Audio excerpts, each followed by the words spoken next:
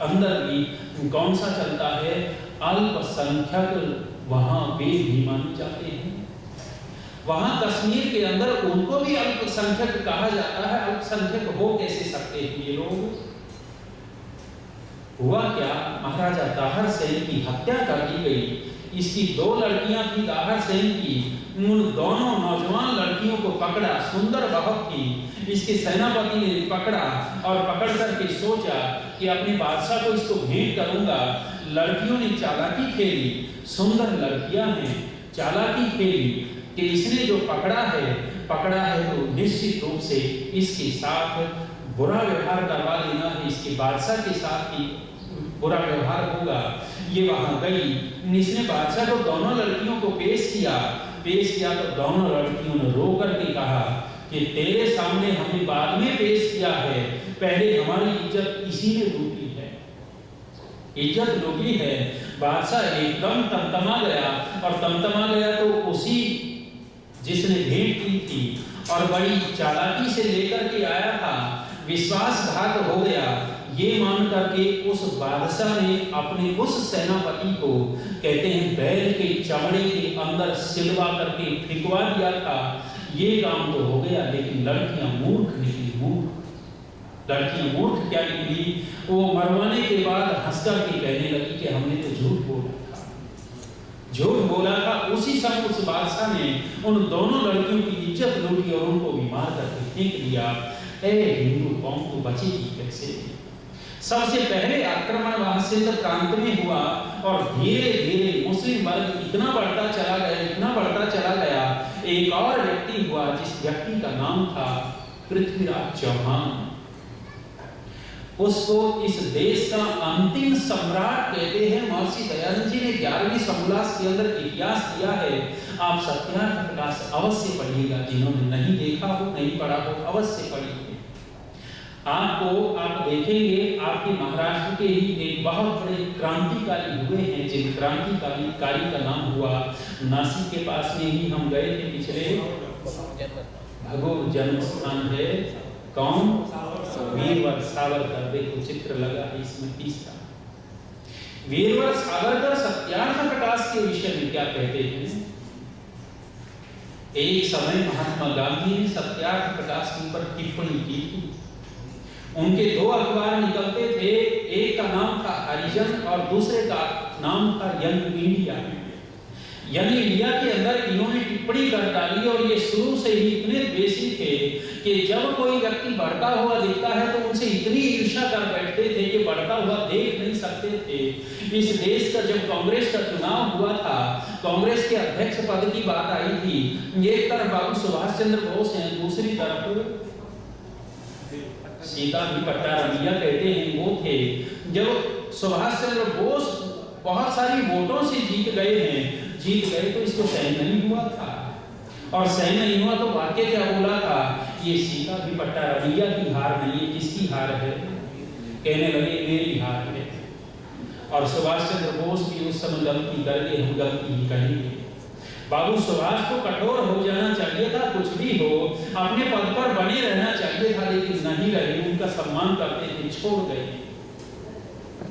इन्होंने सत्यार्थ प्रकाश के विषय में यंग इंडिया में लिखा कि सत्यार्थ प्रकाश से निराशाजनक कोई पुस्तक मैंने देखी नहीं। सबसे ज्यादा निराशाजनक पुस्तक सत्यार्थ प्रकाश को कह दिया, इन्होंने पढ़ा तक नहीं था। उस समय वीरवर सावरकर ने कहा था कि यदि इस हिंदू कौम की रगों में ठंडे पड़े हुए खून को यदि गर्म करने वाली, उत्साह देने वाली कोई पुस्तक है तो वो सत्यार्थ प्रकाश है। सावरकर जी ने कहा था, टिप्पणी का करार उत्तर दिया था। इस महाराष्ट्र में बहुत सारे वीर पैदा हुए हैं। हुआ क्या, जिस समय मुस्लिम आक्रांता आगे चले गए, मुस्लिम आक्रांता आए तो षड्यंत्र पूर्वक आते रहे।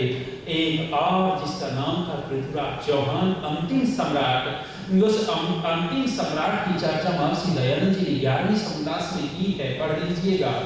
वहां कहते हैं कि मोहम्मद गौरी ने पृथ्वीराज चौहान के ऊपर आक्रमण किए थे, और जब पृथ्वीराज चौहान के ऊपर आक्रमण होते तो ये वीर व्यक्ति था, इतना वीर था कि जब गौरी आता है हार करके जाता है, और जब हारता है तो एक टीस पैदा होती है कि इस चौहान को मैं क्यों नहीं हरा पा रहा, क्यों नहीं हरा पा रहा। कह रहे हैं कि 16-17 बार हारा है और जाकर के बैठ गए अपने देश में। इसने एक जासूस बनाया जिस जासूस का नाम था मोइनुद्दीन चिश्ती। मोइनुद्दीन चिश्ती कौन है? जो आज वर्तमान में अजमेर के अंदर जिसकी दरगाह है, और उस दरगाह को पूजने वाले, चद्दर डालने वाले 40% कौन है? हिंदू वर्ग जाता है 40%। 60% मुस्लिम जाते हैं, लेकिन 40% हिंदू वर्ग जाता है। वो हिंदू वर्ग उसको देवता की तरह पूजता है। ये व्यक्ति था कौन? इसका इतिहास क्या था? इतिहास पढ़ेंगे, इससे गंदा व्यक्ति नहीं मिलेगा। गौरी ने इसको जासूस बनाया और जासूस बना करके भारत में भेज दिया। और जब भारत में अजमेर में आया, अजमेर के पास में जब आप दिल्ली की ओर से आएंगे तो अजमेर से पहला ही स्टेशन है मदार नाम का।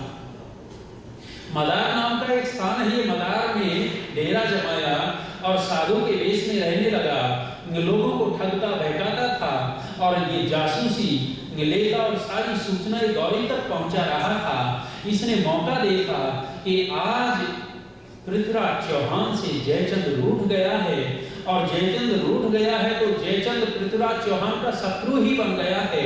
शत्रु बन गया है तो इसने गौरी तक सूचना दे दी, और गौरी तक सूचना दी और कहा कि जयचंद से मिल लेगा तो तुझे अब की बार चौहान हरा नहीं सकता। गौरी ने जयचंद से संधि कर ली। ये जयचंद गद्दार निकला, देश हितैषी, देशभक्त नहीं निकला, एक आक्रांता से संधि कर बैठा। और दोनों ने मिलकर के जब पृथ्वीराज चौहान के ऊपर आक्रमण किया, लड़ा तो अब की बार भी बड़ी वीरता से चौहान, लेकिन कमजोर पड़ गया। और कमजोर पड़ा तो अब की बार गौरी ने पृथ्वीराज चौहान को बंदी बना लिया।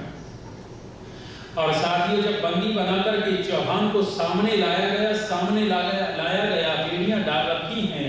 चौहान ने कहा था कि गौरी, मैंने तेरे को 1 बार नहीं, 2 बार नहीं, 10 बार नहीं, अरे 16-17 बार छोड़ा था, क्या तू मुझे 1 बार मौका नहीं देगा? मोहम्मद गौरी ने कहा था कि चौहान, में तेरे जैसा मूर्ख नहीं हूं।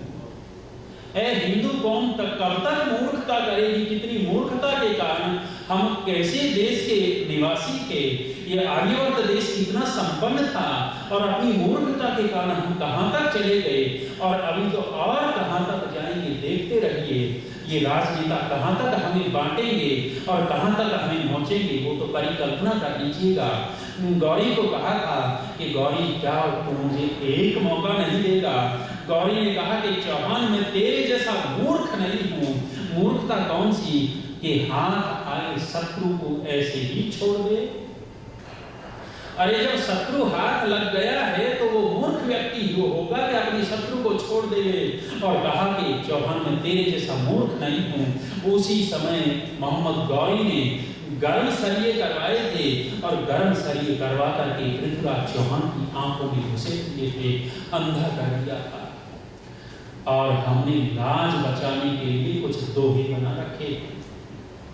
दोहे क्या बना रखे हैं? इतने गज इतने बांस और वहां बैठा है बादशाह, और मत चूके चौहान। लाज बचाने के लिए बना रखा है। वो गौरी पृथ्वीराज चौहान को बंदी बना करके ले गया था, और ले जाकर के वहां हत्या कर दी थी। हत्या करके उसको वो दाह संस्कार भी नहीं किया था, कब्र में गाड़ दिया था। आज भी पृथ्वीराज चौहान की कब्र कहाँ है? अफगानिस्तान के अंदर पृथ्वीराज चौहान की कब्र बनी हुई है। और उस कब्र पर जाने वाले, देखने वाले कहते हैं इतना बड़ा जूता पड़ा रहता है, जो भी मुस्लिम वर्ग वहां आता है जूता उठाता है और कब्र पर मार करके जाता है। आज की बेइज्जती कर रहे हैं। हुआ क्या? हमारा देश जो राजाओं से संपन्न था, वीरों से संपन्न था, ऋषियों से संपन्न था, वेद की परंपरा टूटी, राजा आलसी और अंधविश्वासी हो गए। इस आलस्य और अंधविश्वास का फायदा विदेशी लोगों ने उठाया और इस देश के अंदर आक्रमण कर दिया मुसलमानों ने। और जब पूरी तरह से यहाँ स्थापित हो गए, स्थापित हुए, तो इस देश का नाम क्या रख डाला? हिंदुस्तान। आज साथियों एक नारा दिया जाता है, क्या? गर्व से कहो हम हिंदू हैं। गर्व से कहो हम हिंदू हैं। साथियों आप अंग्रेजी का शब्दकोश उठाना, आप हिंदी का शब्दकोश उठाना, आप संस्कृत का शब्दकोश उठाना, इन सभी डिक्शनरियों में हिंदू शब्द को ढूंढना, आपको हिंदी के किसी भी शब्दकोश में हिंदू शब्द नहीं मिलेगा, किसी संस्कृत के शब्दकोश में हिंदू शब्द नहीं मिलेगा, आपको दूसरे शब्दकोशों में हिंदू शब्द नहीं मिलेगा। ये हिंदू शब्द मिलेगा कहाँ? उर्दू और फारसी के शब्दकोशों में आपको हिंदू शब्द मिल जाएगा। और जब इस हिंदू शब्द का अर्थ उर्दू और फारसी के शब्दकोश में पढ़ेंगे तो हिंदू शब्द का अर्थ क्या है? हिंदू शब्द का अर्थ है चोर, डाकू, जाहिल, काफिर। ये शब्द किस शब्द के अर्थ हैं? हिंदू के अर्थ हैं। और कोई कहे कि गर्व से कहो हम हिंदू हैं, इसका मतलब गर्व से कहो कि हम चोर हैं, हम डाकू हैं, हम जाहिल हैं। आप स्कूल में पढ़ते होंगे बचपन में, और जब स्कूल में पढ़ते हैं तो कई सारे जो उद्दंड बच्चे होते हैं, उद्दंड बच्चे किसी कमजोर छात्र को सताते हैं। कमजोर छात्र को सताते हैं तो सताने का तरीका अलग अलग होता है। उस तरीके में एक तरीका ये भी होता है कि उस छात्र का एक विशेष नाम रख देते हैं, जिस नाम से वो छात्र चिढ़ता है। अर्थात वो उसकी प्रशंसा, उसको अलंकार युक्त में नाम नहीं देते, उसकी बेइज्जती करने के लिए एक गाली रूप में नाम को घर लेते हैं। और जब जब वो नाम लिया जाता है, जब जब गाली दी जाती है, तब तब वो छात्र चिढ़ता है। तो इन मुस्लिमों ने हमें हिंदू नाम दिया, तो ये हमारी को अलंकार दिया या गाली दी? विचार करके देखना, आज तक चल रहा है। और हम कह रहे हैं कि गर्व से कहो। हमारे यहाँ आप रामायण को पढ़िएगा, महाभारत को पढ़िएगा, चाणक्य को पढ़िएगा, और यदि आपने चाणक्य सीरियल देखा हो, ये तो ज्यादा लंबा चौड़ा दूर का नहीं है। रामायण लाखों वर्ष पहले की है, महाभारत 5000 पहले का है, लेकिन चाणक्य को लगभग 2300-2400 वर्ष पहले का है। इस 2400 वर्ष पहले के चाणक्य के साहित्य को पढ़िएगा, वहां आपको कहीं भी हिंदू शब्द नहीं मिलेगा। और जिन पुराणों को आप पूछते हो, इन पुराणों को उठा करके देखिएगा, इन पुराणों के अंदर भी आपको हिंदू शब्द नहीं मिलेगा। क्या मिलता है? आर्य मिलता है। और उन आर्य का वर्णन जो है, क्योंकि हम वेद को मानने वाले थे, हमारा आर्य नाम था, लेकिन आर्य को छुड़वा करके गाली दे डाली। क्या कह दिया? हिंदू। और जहां हिंदू रहते हो उस देश का नाम क्या रख दिया? हिंदुस्तान। इन्होंने हमें हिंदुस्तान नाम दे डाला, और हिंदुस्तान इन्होंने नाम दिया तो दूसरे आक्रांता भेड़िए की तरह आ गए। और हुआ क्या? अंग्रेज इस मुस्लिम से अधिक धूर्त और चालाक था। क्रूरता में दोनों में कोई कमी नहीं है। मुस्लिम भी बहुत क्रूर था और ये अंग्रेज भी बहुत क्रूर था, क्रूरता में कोई कमी नहीं है। लेकिन अंग्रेज ने एक आवरण डाल रखा था, इसका शालीनता का, सभ्यता का आवरण डाल करके चलते थे। सबसे पहले अंग्रेज इस देश के अंदर आया तो कहां आया था? बंगाल के अंदर आया। बंगाल में आया तो बंगाल में ईस्ट इंडिया कंपनी बना करके आए तो थोड़ी सी भूमि उस राजा से मांगी, बंगाल के राजा से, और बंगाल के राजा ने उदारता से भूमि दे दी। और भूमि दे दी तो हुआ क्या? वो अंग्रेज फैलता चला गया। और जब इतना फैला तो इस देश के अंदर उन्होंने किया क्या? मुस्लिम हमारी संस्कृति को इतना नहीं बिगाड़ पाए जितना अंग्रेजों ने इस संस्कृति को बिगाड़ा। जिस समय यहां पर लॉर्ड मैकाले आया था, लॉर्ड मेकाले आया तो कहते हैं उस समय 1,76,000 से ज्यादा गुरुकुल चलते थे। गुरुकुल 1,76,000 से ज्यादा गुरुकुल चलते थे। यहाँ एक भी स्कूल नहीं था और उन गुरुकुलों में पढ़ाया क्या जाता था। गुरुकुल इस देश की संस्कृति थी। साथियों, आप आज भी वर्तमान में देख लेना, पुरानी संस्कृति को तो छोड़ ही दीजिए, वर्तमान में भी जो व्यक्ति गुरुकुल में पढ़ता है, गुरुकुल में पढ़ा हुआ व्यक्ति कभी गद्दार नहीं रहेगा। और आजकल की यूनिवर्सिटी में जेएनयू विश्वविद्यालय दिल्ली में है, क्या निकला, कहां से, कौन निकला? कन्हैया नाम का एक लड़का निकला और वो देशभक्त या गद्दार है। इस देश की संस्कृति गुरुकुल होते थे और गुरुकुलों में हमारे देश की संस्कृति के प्रति प्रेम सिखाया जाता था, शास्त्रों के प्रति प्रेम सिखाया जाता था, माता पिता के प्रति भक्ति भाव सिखाया जाता था। इतना बड़ा विद्वान बना देते थे, वो चाहे कुछ भी न बने लेकिन गद्दार नहीं बनता था, मातृपितृ भक्त से दूर नहीं जाता था। ये देश की संस्कृति थी।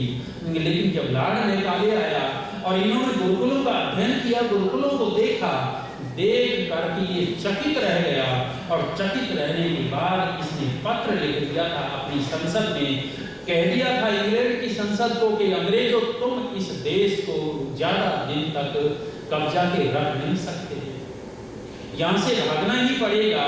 और यदि इस देश में लंबे काल तक यदि तुम्हें टिकना रुकना है तो क्या करना पड़ेगा, इन लोगों की जो आस्था वेद के प्रति है, वेद के प्रति जो आस्था है, आस्था तोड़वा दो, तुम लंबे काल तक ठहर सकते हो।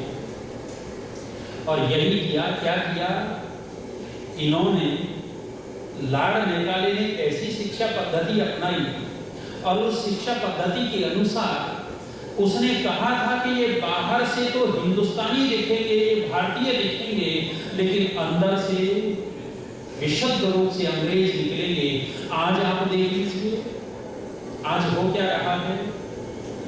आज वर्तमान में एक अभी आया हुआ था, एक आपके व्हाट्सएप चलते हैं, क्लिप आई हुई थी, वीडियो क्लिप, कह रहे हैं कि आज के युवक युवतियों को हिंदी के पूरे अक्षर नहीं आते, अपनी भाषा के अक्षर नहीं आते, आपके मराठी के अक्षर नहीं आते होंगे।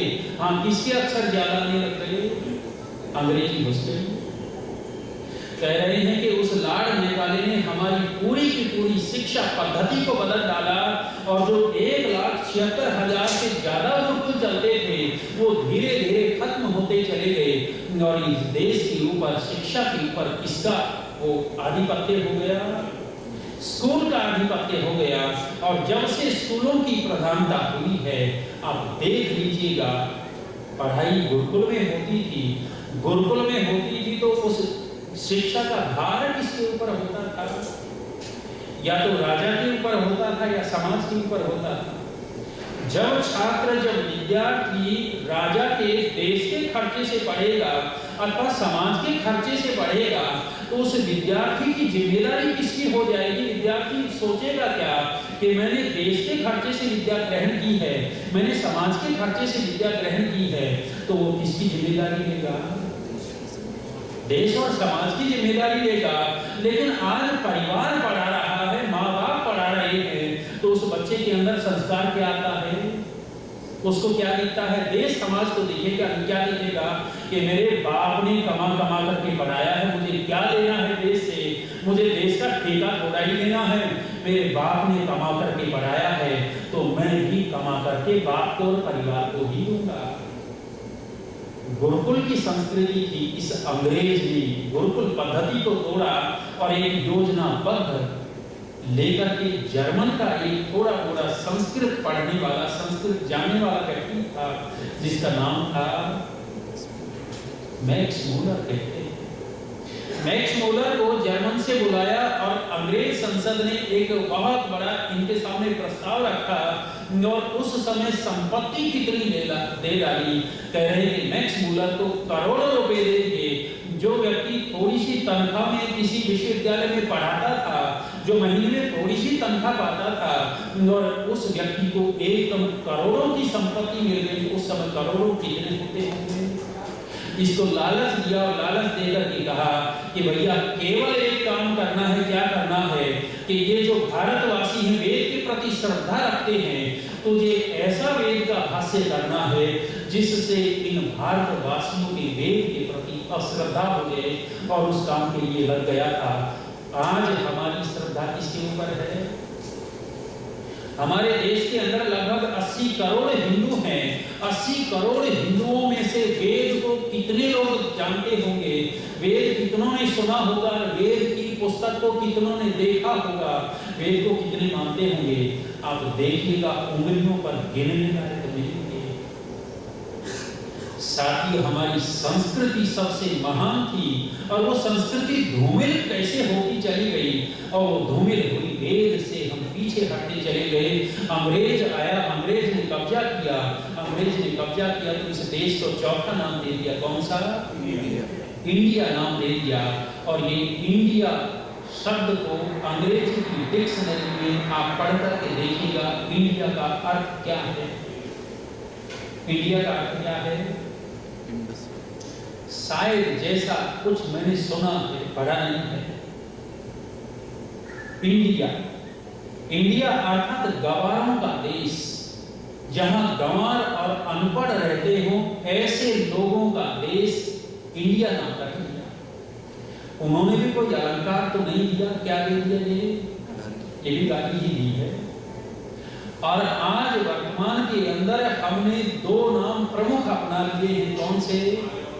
भारत और इंडिया अपना रखा। आर्यवर्त को छोड़ा, वो मूल नाम था। हिंदुस्तान छोड़ा, वो तो अच्छी बात है, लेकिन फिर भी हम क्या बोलते हैं? जय हिंद, जय हिंद। हम जय भारत क्यों नहीं बोलते? जय आर्यवर्त क्यों नहीं बोलते? वहीं के वहीं हम धंस करके रह गए। क्योंकि हमारे संस्कारों में वो चीज इन्होंने घुसा दी। तो अंग्रेज आया, अंग्रेज ने इस देश को इंडिया नाम दे दिया। और आगे आगे स्थिति क्या हो गई? हमारे देश की संस्कृति को ऐसे खोखला करते जा रहे हैं। आप क्या समझते हो? अपने बच्चों को आप कॉन्वेंट स्कूल में पढ़ा रहे हैं, कॉन्वेंट स्कूल में पढ़ा रहे हैं, तो वहां मिल क्या रहा है? देखना, बच्चे को लगेगा ऐसे, और माँ बाप को भी लगेगा ऐसे कि हमारा बेटा तो शिक्षा ग्रहण कर रहा है, वहाँ हिंदी भी पढ़ाई जाती है, अंग्रेजी भी पढ़ाई जाती है, अंग्रेजी प्रमुख है। जब अंग्रेजी पढ़ाई जाती है तो अंग्रेजी का टीचर, अध्यापक क्या पढ़ाता है बच्चों को? एक वाक्य ब्लैक बोर्ड पर लिखता है, Ram is a thief boy. वाक्य लिख दिया, Ram is a thief boy, अर्थात राम एक चोर लड़का है। घर पे बच्चा सुनता है कि राम बड़े महान हैं, हमारी संस्कृति राम है, राम हमारे भगवान है, बहुत बड़े महापुरुष हुए हैं। और यहाँ बच्चे ने अध्यापक से क्या सुन लिया? राम एक चोर है। बच्चे का विश्वास माता पिता से ज्यादा किसके ऊपर हो जाता है? शिक्षक के ऊपर, माता पिता से ज्यादा विश्वास बच्चा करने लगता है। और जब देखेगा कि राम एक चोर है, एक दूसरा वाक्य बगल में लिखते हैं, John is a honest boy. John को ईमानदार कह दिया, राम को चोर कह दिया। बच्चे के ऊपर संस्कार पे क्या पड़ गया? हम सोचते हैं कि पढ़ा रहे हैं, हम बच्चों को पढ़ा रहे हैं, बिगाड़ रहे हैं। देख लीजिएगा, अंग्रेज ने बड़ी योजनाबद्ध तरीके से हमारी संस्कृति को खोखला करना शुरू किया है। अगले सत्रों में और मैं बात रखूंगा। आप देखिएगा, हमारा देश महान था, हमारे देश की संस्कृति महान थी। इस देश को विश्व गुरु कहते थे, इस देश को सोने की चिड़िया कहते थे। लेकिन इतनी बड़ी दुर्गति क्यों हो गई? साथियों, दुर्गति हुई है, हमने अपनी मूल को छोड़ दिया है, और सबसे मूल वस्तु है वेद। यदि हम वेद से जुड़ गए, वेद से जुड़ गए तो अपनी संस्कृति से जुड़ गए, और संस्कृति से जुड़ गए तो सारी सुरक्षा हमारे हाथ में होगी।